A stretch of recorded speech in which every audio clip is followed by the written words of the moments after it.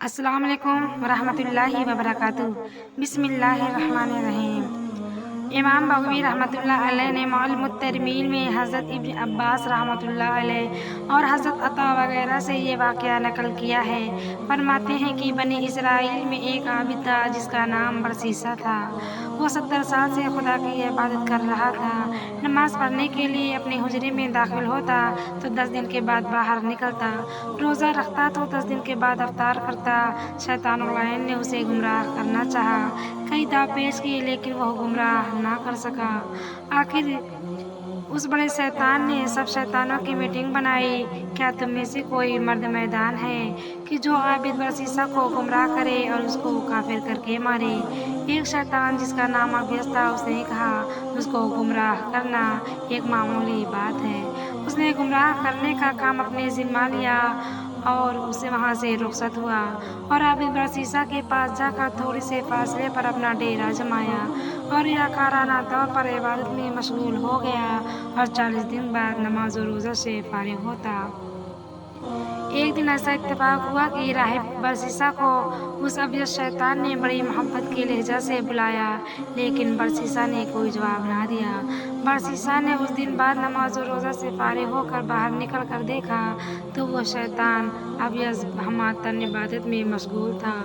اس کے دل میں اپنے ہم جنس ہونے کے خیال سے رحم آیا، اس کے ساتھ گفتگو کرنے لگا اور کہنے لگا، بھائی معاف فرما، میں عبادت میں مشغول تھا،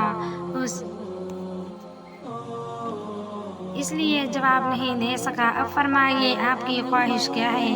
اس نے کہا، میں آپ کے حجرے میں آپ کے ساتھ مل کر عبادت کرنا چاہتا ہوں۔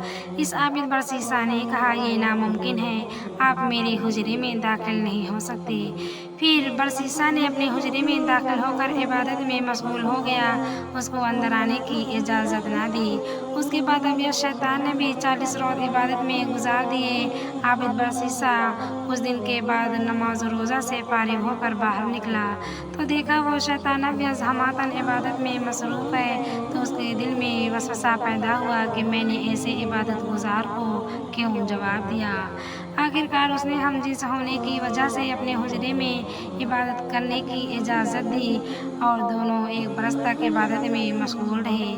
آخر عابد برسیسا نے اعتراف کیا کہ آپ عبادت میں مجھ سے بڑھ کر ہیں اور تواضع و فروتنی اختیار کی۔ انہوں نے بڑی ریاضت کی ہے، یہ رب کے بہت قریب ہے۔ افسوس ہے کہ کوئی تحقیق نہیں کرتا کہ جس کو ہم ولی سمجھتے ہیں کہیں وہ شیطان ہی نہ ہو یا اس کا نمائندہ۔ آج کل ایسے لوگوں کی بہتات ہے، ان سے بچنا بہت ضروری ہے۔ جس طرح جہلہ آج کل جاہل پیروں کو بڑا رتبہ دیتے ہیں کہ یہ بڑے پہنچے ہوئے ہیں، خود بھی گمراہ ہوتے ہیں اور لوگوں کو بھی گمراہ کرتے ہیں۔ آخرکار ابیس شیطان نے کہا کہ اب میں ایک اور دوست یا ہم مسلک کے پاس جا رہا ہوں، یا میرے پیر و مرشد کا عمل ہی اتنا تھا جتنا میں یہاں رہ چکا ہوں۔ عابد برسیسا نے کہا کہ اب میرا دل آپ کی جدائی برداشت نہیں کر سکتا، اکٹھا رہنے اور مل کر عبادت کرنے میں بڑا لطف آتا ہے، بہتر یہ ہے کہ آپ یہاں سے نہ جائیں۔ اس نے کہا، اب میں نہیں رہ سکتا، آپ تھوڑی عبادت کرتے ہیں، میں نے جیسا سنا تھا ویسا نہیں دیکھا۔ اب میں جاتے وقت آپ کو تاکید عرض کرتا ہوں کہ محض عبادت میں مشغول رہنا اور لوگوں کو نفع نہ پہنچانا یہ کوئی بڑی نیکی نہیں۔ حالانکہ لوگوں میں بہتر وہ ہے جو لوگوں کو نفع پہنچائے۔ میں آپ کو ایک وظیفہ بتلاتا ہوں، جو بیمار آپ کے پاس آئے اس وظیفہ کو پڑھ کر لوگوں پر دم کرے، بیمار فوراً اچھے ہو جائیں گے۔ اب وہ وہاں سے رخصت ہوا اور لوگوں کے گلے گھونٹنے لگا اور برسیسا کا نام لیتا کہ اس کے پاس جاؤ، تم کو آرام ہو جائے گا، ورنہ اسی بیماری میں مبتلا رہو گے۔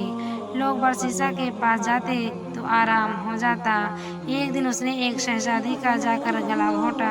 وہ شہزادی بہت خوبصورت تھی، اس کے 3 حقیقی بھائی موجود تھے اور باپ فوت ہو چکا تھا جو اپنے زمانہ کا بادشاہ تھا۔ اب حکومت کی باغ دوڑ ان کے چچا کے ہاتھ میں تھی۔ شہزادی کے بھائیوں نے بڑے علاج کروائے لیکن کوئی فائدہ نہ ہوا اور روز بروز مرض بڑھتا گیا، دم وغیرہ سے کوئی آرام نہ آیا۔ آخر وہ ابیس शैतान उनके पास आया और कहने लगा, बरसीसा वली के पास उसको ले जाओ और उससे दम करवाओ, बिल्कुल ठीक हो जाएगी, वरना उसी हालत में रहेगी। इधर आबिद बरसीसा लोगों के आने से जाने से बड़ी परहेज करता था और मखलूक़ात से नफरत करता था, लेकिन लोगों की आमदोरफ्त शुरू हुई और अब इस शैतान ने अपने बड़े शैतान को मुबारकबाद दी कि मैंने बरसीसा को गुमराह कर दिया है। आखिर एक दिन वो बीमार शहजादी को बरसीसा के पास लाए और उससे दम कराया। वो तंदुरुस्त हो गई। बड़े अरसे के बाद शैतान ने फिर उसको गला घोंटा और इंसानी शक्ल बनकर उसने मशवरा दिया कि उसको बरसीसा के पास ले जाओ और दम कराओ तो सेहतयाब होगी, वरना नहीं। और बेहतर ये कि वली के हुजरे के साथ एक उम्दा कमरा बनाओ, वरना शहजादी की यही हालत रहेगी। आखिर उनके पास हुकूमत थी, उन्होंने वहाँ एक कमरा बना दिया और शहजादी को वहाँ छोड़ दिया।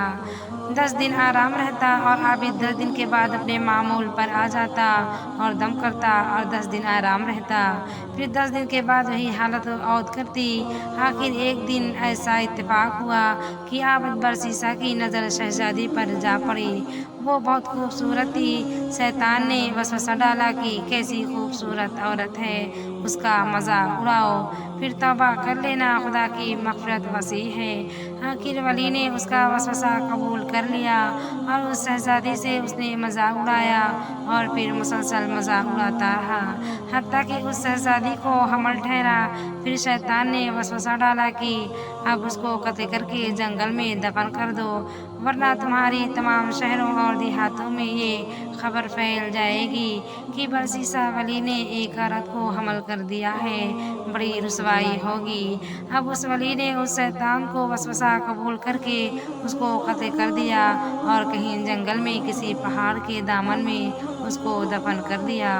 अब यह शैतान उस शहजादी के तीनों भाइयों को ख्वाब में मिला और कहा कि आपकी बहन के साथ बरसीसा ने बदफेली करके और उसको कत्ल करके कहीं जंगल में दफन कर दिया है। वो आपस में एक दूसरे से कहने लगे, ये ख्वाब आया है। आखिर वो आबिद के पास आए और शहजादी के मुतालिक पूछा कि वो कहाँ है। आबिद ने कहा कि उसको जिन उठाकर ले गया। उन्होंने तस्लीम कर लिया और शर्मिंदा हुए कि हम बेगुनाह वली पर तहमत लगाई है।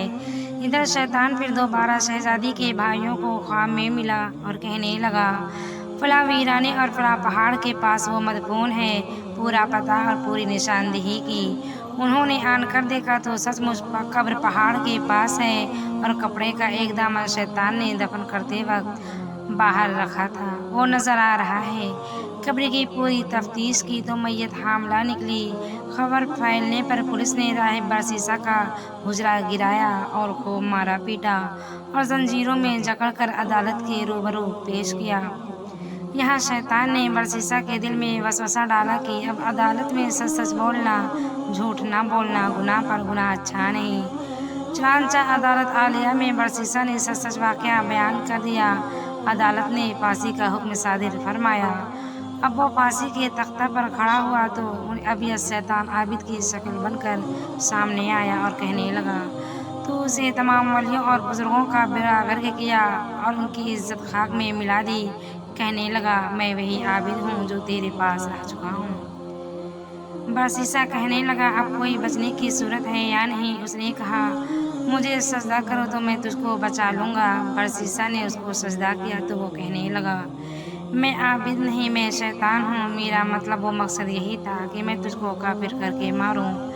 अब हुकूमत ने उसको फांसी दी और वो काफिर होकर मर गया।